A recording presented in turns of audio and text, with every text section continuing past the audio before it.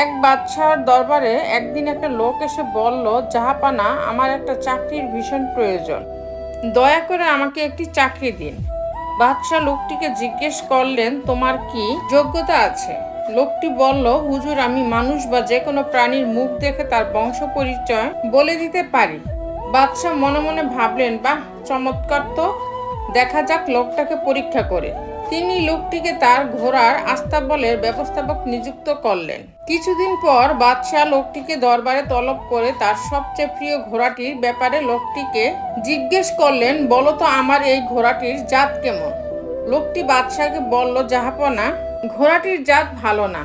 এই কথা শুনে বাদশাহ ভীষণ রেগে গিয়ে তাকে বললেন, কি বলছো তুমি?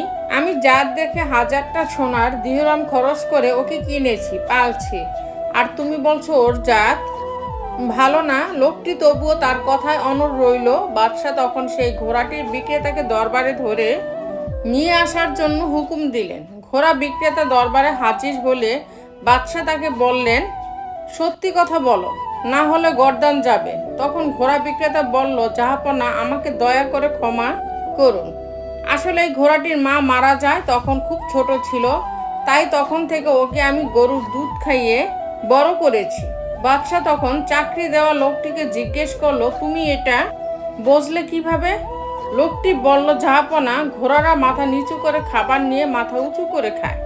এই ঘোড়াটি গরুর মতো মাথা নিচু করে খাবার খায়।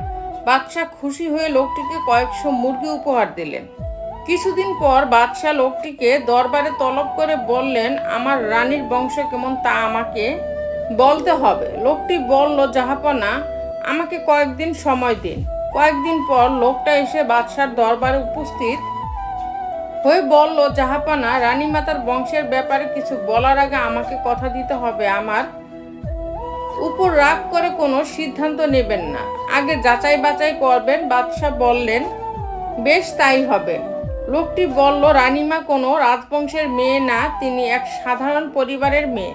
বাদশাহ এবার সত্যি সত্যি রেগে গেলেন। নিজে দেখে শুনে পিতামাতার পছন্দসই অন্য রাজ্যের বাদশার মেয়ে বিয়ে করেছেন, আর বেটা বলে কি না তিনি রাজবংশেরই মেয়ে না। যাই হোক, বাদশার কথা দিয়েছেন, আগে যাচাই বাছাই করবেন। অতএব বাদশাহ তার শাশুড়িকে চেপে ধরলেন সত্যি বলার জন্য। এক পর্যায়ে শাশুড়ি ভেঙে পড়ে বললেন, বাবা, সত্যি কথা বলতে কি, তোমার শ্বশুর আর তোমার বাবা মিলে ঠিক করেছিলেন তোমার সাথে আমার মেয়ের বিয়ে দিবেন। আমার মেয়েটা 6 মাস বয়সে মারা গেল। আমরা ওই সময় অন্যের কাছ থেকে একটা ওই বয়সের মেয়েকে নিয়ে এসে লালন পালন করি। যাই হোক, বাদশাহ লোকটিকে এক পাল ঘোড়া, ছাগল ও গরু উপহার দিয়ে জিজ্ঞেস করলেন, তুমি বিষয়টা কিভাবে বুঝলে? লোকটি বলল, হুজুর, রানীমা যে ভাষায় চাকর বাকর কর্মচারীদের সাথে কথা বলেন, যা ব্যবহার করেন, তা রাজকন্যা বা রাজমাতা সুলভ নয়। তারপর একদিন বাদশাহ লোকটিকে রাজ দরবারে তলব করে বললেন, সবার বংশের কথা তো বললে, এবার আমার নিজের বংশের ব্যাপারে কিছু বলো তো।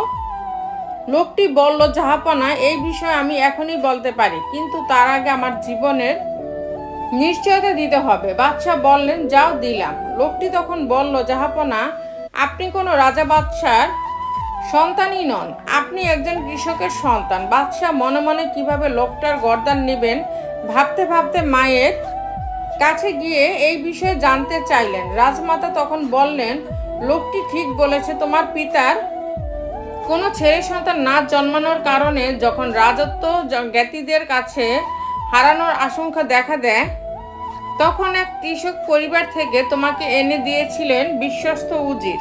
বাদশাহ এবার লোকটিকে জিজ্ঞেস করলেন, আমার ব্যাপারে তুমি কিভাবে বুঝতে পারলে? লোকটি বলল, এটা সহজ ছিল, জাহাপনা। আপনি সত্যি রাজা বাদশাহ সন্তান হলে উপহার দিতেন হীরে জহরত, মণিমুক্তা। সেসব না দিয়ে আপনি উপহার দেন গরু, ছাগল, হাঁস, মুরগি। আর রাজপ্রাসাদের অনুষ্ঠানে অতিথিদের রাজকীয় খাবার দিয়ে আপ্যায়ন না করিয়ে, ধর্মীয় অনুষ্ঠানে মিষ্টান্ন বিতরণ না করিয়ে সর্বদা খিচুড়ি দিয়ে অতিথিদের আপ্যায়ন করান, যা রাজবংশের কোনো সন্তানের পরিচয় নয়। থাকার ঘর ছোট হোক ক্ষতি নেই, কিন্তু মনের ঘর যেন বড় হয়।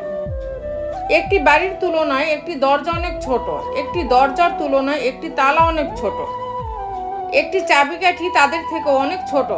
কিন্তু ওই চাবিকাঠি পারে ওই বাড়িটিতে প্রবেশ করাতে। এইভাবে একটি ছোট চিন্তাশীল ব্যাখ্যা অনেক বড় সমস্যার সমাধান করতে পারে।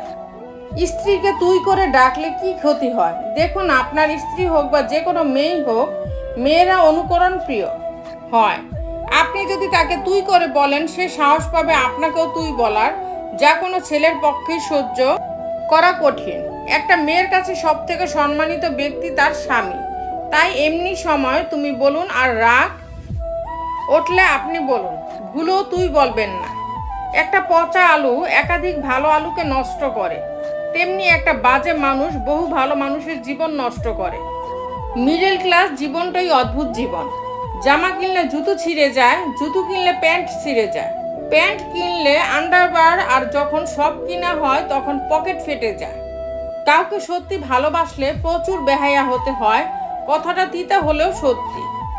মুখের ভাষা বলে দেয় মানুষটি কেমন, অহংকার বলে দেয় টাকা কত আছে, স্বপ্ন বলে দেয় ভবিষ্যৎ কেমন, স্পর্শ বলে দেয় স্বভাব কেমন, তর্ক বলে দেয় জ্ঞান কতটা, সংস্কার বলে দেয় পরিবার কেমন, পছন্দ বলে দেয় ভাবনা চিন্তা কেমন। আগে ভয় পেতাম একাকিত্বের, এখন ভয় পাই ভুল মানুষের সঙ্গে। খারাপ সময়টা থাকবে না, হয়তো দ্রুত কেটে যাবে, এরই মাঝে প্রিয় কিছু মানুষ চেনা হবে। জীবনে টাকা ইনকাম করো আর নাই করো, নিজের প্রতি সৎ থাকো, এতে তোমার কুড়ে ঘরেও শান্তির ঘুম হবে।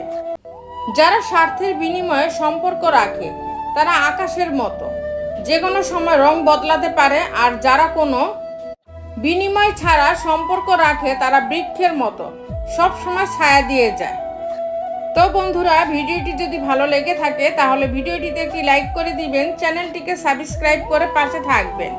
আর হ্যাঁ, নিজের খেয়াল অবশ্যই রাখবেন, কারণ এই স্বার্থপর পৃথিবীতে আপনার খেয়াল কেউ রাখবে না। দেখা হচ্ছে পরের ভিডিওতে, ততক্ষণ সুস্থ থাকবেন, টেক কেয়ার।